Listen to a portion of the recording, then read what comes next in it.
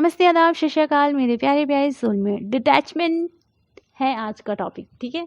तो डिटैचमेंट का मतलब क्या होता है, सबसे पहले मैं बताना चाहती हूँ कि मेरी जर्नी जब स्टार्ट हुई, अवेकनिंग जर्नी, स्पिरिचुअलिटी में मैंने प्रवेश किया और डिवाइन ने जैसे मुझे कहा कि अब आपको सेपरेट रहना है, ठीक है। तो मैं पूरी तरीके से सेपरेट हो गई। मेरे एंजल्स ने, मेरे जितने भी फ्रेंड्स थे, मुझसे खुद ही बात करना बंद कर दिए। उन्होंने इग्नोर करना शुरू कर दिया। फिर मैंने कहा कि ये क्या हो रहा है। एंजल्स ने कहा कि अब सबसे कांटेक्ट ख़त्म करो, ठीक है।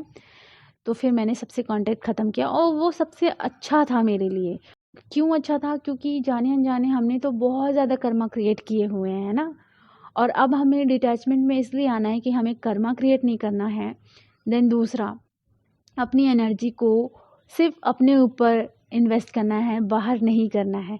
अब जो चीज़ें होती हैं वो अपने लिए करना है ताकि हम सबके लिए कर सकें, ठीक है। हमें रोते धोते नहीं रहना है। वैसे अवेकनिंग में तो पहले रोना आता है, बट अब हमें धीरे धीरे हाई वाइब्रेशन में आना है और हेवन की तरफ बढ़ना है, ठीक है।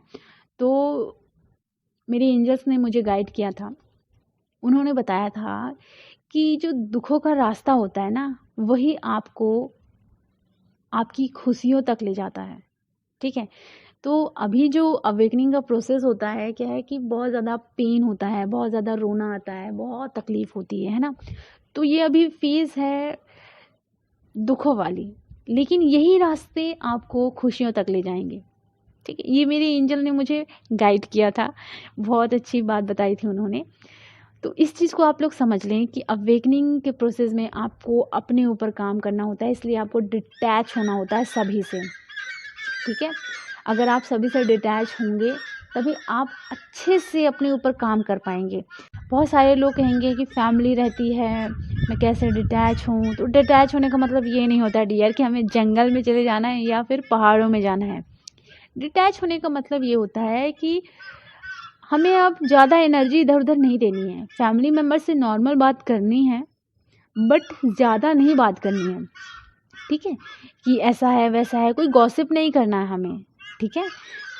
नॉर्मल बातें करना है, क्या है कैसा है, और खाना पीना बनाते हैं उस समय बात कर लिए, थोड़ा बहुत चलेगा, ठीक है। बट हमें ज़्यादा नहीं इन्वॉल्व होना है किसी भी टॉपिक पे, ठीक है।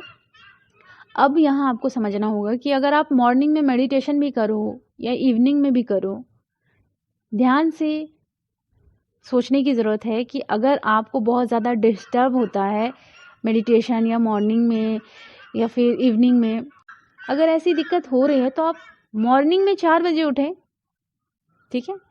1 घंटा तो खुद को देना है ना। तो मॉर्निंग में जल्दी उठने की कोशिश करें, ठीक है।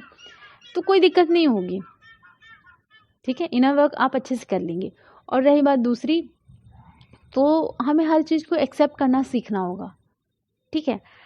जैसे कि मान लीजिए बाहर कोई सब्जी वाला जा रहा है और चिल्ला रहा है कि गोभी ले लो, आलू ले लो, प्याज ले लो, ठीक है। अब हम उस समय मेडिटेशन कर रहे हैं, तो उस चीज़ को हमने इग्नोर कर दिया, क्योंकि उसकी आवाज़ को हमने एक्सेप्ट कर लिया और उसकी आवाज़ को हमने एक्सेप्ट कर लिया विथ हमने उसे लेट गो कर दिया, जाने दिया, और हम मेडिटेशन कर रहे हैं, हमें कोई दिक्कत नहीं हो रही। वहीं अगर हमारी फैमिली मेम्बर आवाज़ करना शुरू कर दिए, टीवी की आवाज़ शुरू कर दिया, तो अब हम उस चीज़ को एक्सेप्ट नहीं कर पा रहे हैं। तो उस चीज़ को जब हम एक्सेप्ट नहीं करते तो क्या होता है, हम जाकर फिर आवाज़ करने लगते हैं या फिर चिल्लाने लगते हैं कि शांत हो जाओ, ये है वो है ना।